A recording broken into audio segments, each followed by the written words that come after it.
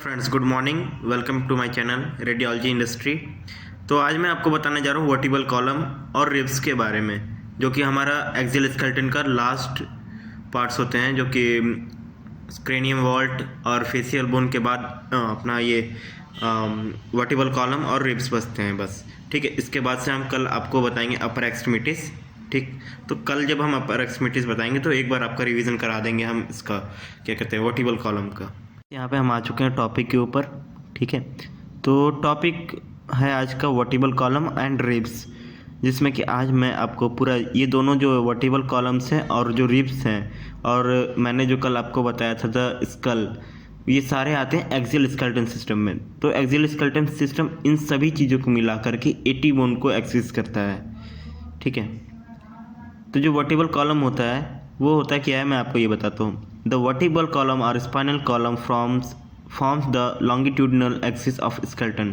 तो ये जो लॉन्गिट्यूडनल मीन्स आप समझे, जो कि सीधाई या फिर एक flexible rather than rigid column, मतलब एक खड़े लटके हुए एरिया में बोल सकते हैं कि एक सीधा एरिया या फिर लटका हुआ पॉइंट में ऐसे रहता है। ठीक है, वर्टिबल कॉलम कंसिस्ट 24 वर्टिबा एंड उसके में और भी दो बोन्स ऐड होते हैं, जिसको हम लोग सैक्रम एंड कॉकिक्स बोलते हैं। नॉर्मल 24 वर्टिब्रा हम कैसे होता है ये मैं आपको आगे बताऊंगा। आप यहाँ पे ऐड कर देख सकते हैं कि जहाँ पे लिखा हुआ है cervical vertebral constitute skeleton framework. जो हमारा स्केलेटन है, जो हमारा कल मैंने आपको बताया था ना, स्कल के का जो जॉइंट एरिया है, जो हमारे बॉडी को जॉइंट करता है, उसमें हम बोलते हैं, जो हमारा वर्टिबल कॉलम यूज़ होता है फ्रेमवर्क के थ्रू, उसको हम बोलते हैं सर्वाइकल वर्टिब्रा। ठीक है, सर्वाइकल वर्टिब्रा होता है हमारा 7 टाइप्स का, C1, C2, C3, C4, C5 and C6 and 7। ठीक है, तो जो C1 और C2 होता है इसको हम लोग एटलस बोन और C2 को एक्सियल बोन बोलते हैं। C1 को एटलस और C2 को एक्सियल। ये दोनों बोन्स ना हमारे स्कल के इंटरनल में जो ऑसिपिटल एरिया होता है ना, उसके में ज्वाइंट होती है। ठीक है, जो कि हम लोग नॉर्मल या फिर किसी भी एक्सरे में दिखाई नहीं देती है, उसको हम लोग बोलते हैं एटलस एंड एक्सियल।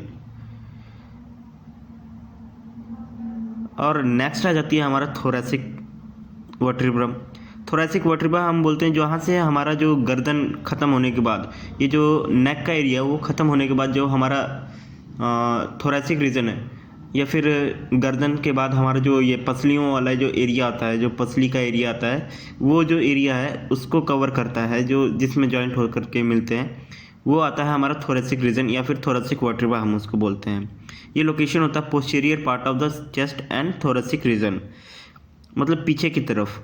ठीक है, जो चेस्ट है उसके जस्ट पीछे की तरफ लोकेटेड होता है ये। और इसके में 12 रिब्स होते हैं, जिसके नाम कुछ इस प्रकार है: T1, T2, T3, T4, T5, T6, T7, T8, T10, T11, T12। ये 12 टाइप के होते हैं, और इसी के थ्रू जो हमारे रिब्स होते हैं वो जा कर के ऐड होते हैं स्टर्नम में। ठीक, फिर आगे हम बढ़ते हैं, जिसमें कि 5 टाइप्स के होते हैं लंबर वर्टिबल।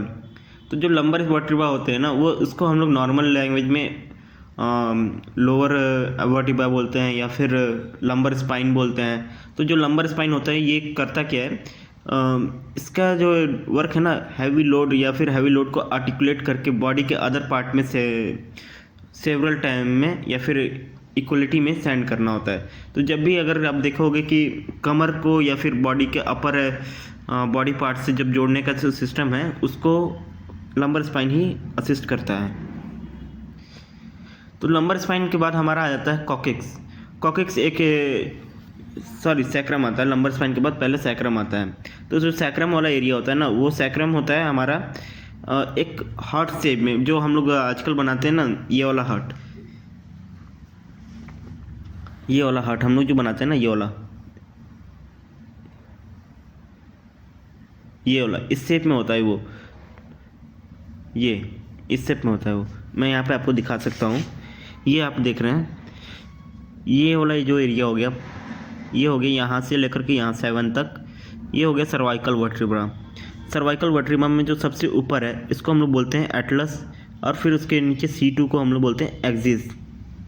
ठीक है, ये होता है सर्वाइकल वर्टिब्रा जो कि 7 होता है। थोरेसिक वर्टिब्रा होता है आपका 12।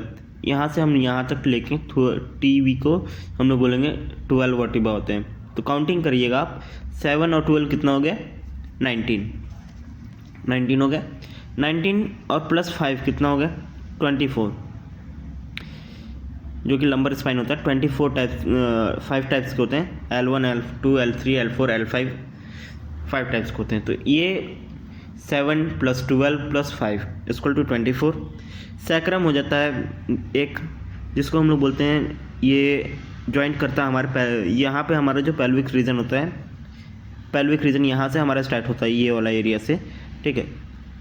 यहाँ पे पेल्विक जो होता है, पेल्विस एरिया, ये यहाँ पे जॉइंट होता है। फिर ये हमारा मिडिल ऑफ द पेल्विस आ जाता है। कॉकिक्स जो हमारा है, टेल बोन के नाम से हम जानते हैं इसको, टेल बोन बोलते हैं नॉर्मल लैंग्वेज में, और ये कॉकिक्स एरिया को हम लोग टेल बोन बोलते हैं, जो कि हमारा पेल्विस के अंदर आता है, जो कि पेल्विस का जो शेप है उसके अंदर प्रेजेंट होता है। आप यहाँ पे देख सकते हैं, ये वाला जो बोन है ये कॉकिक्स है, और ये जो पेल्विस जिसमें आकर के जॉइंट हुआ है ये हमारा सैक्रम है।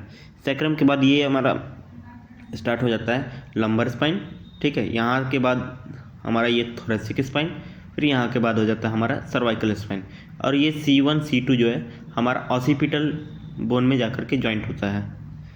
ये हमारा ऑसिपिटल बोन में जॉइंट हो गया। तो फ्रेंड्स, हम यहाँ पे आ चुके हैं दूसरे टॉपिक, जिसका नाम है रिब्स। जो रिब्स होते हैं ना, वो 12 पेयर्स होते हैं, ठीक है, together vertebral column and sternum.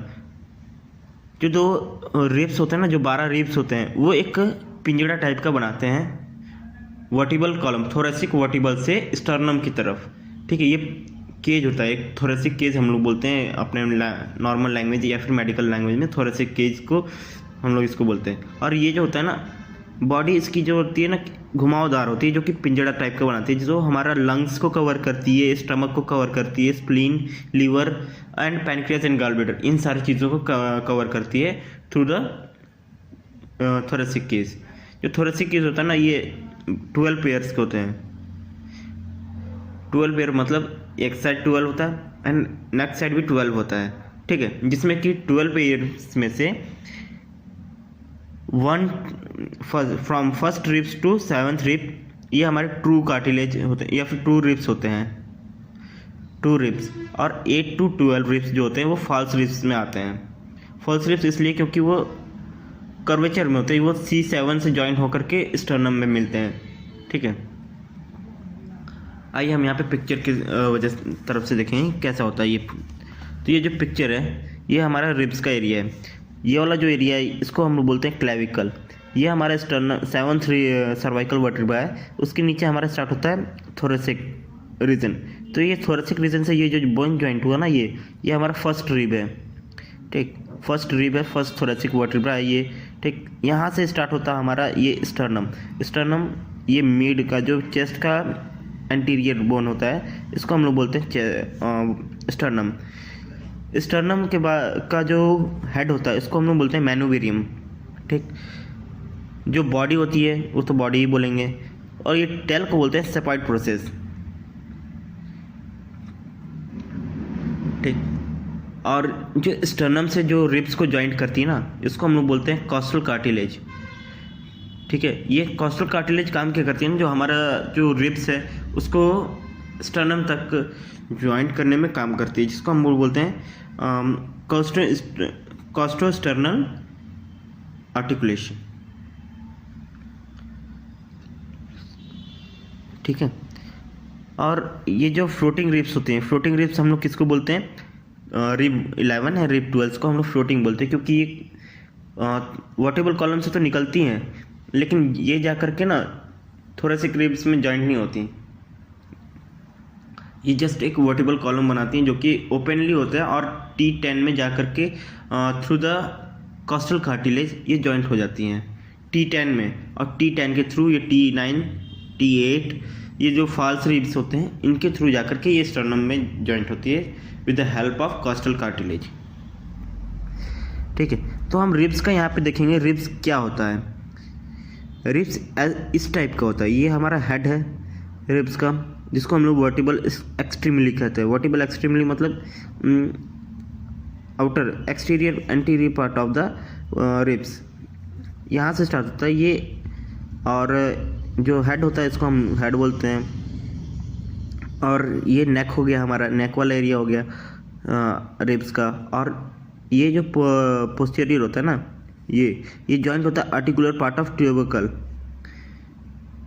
And second ये होता है नॉटिकुलर पार्ट, ये जो हमारा नॉक निकला हुआ है। फिर ये हमारा ऐसे घूम करके बी एंगल बनाता है, ये ऐसे ये घूमता है और एंगल बनाता है ये बॉडी शाफ्ट की तरफ।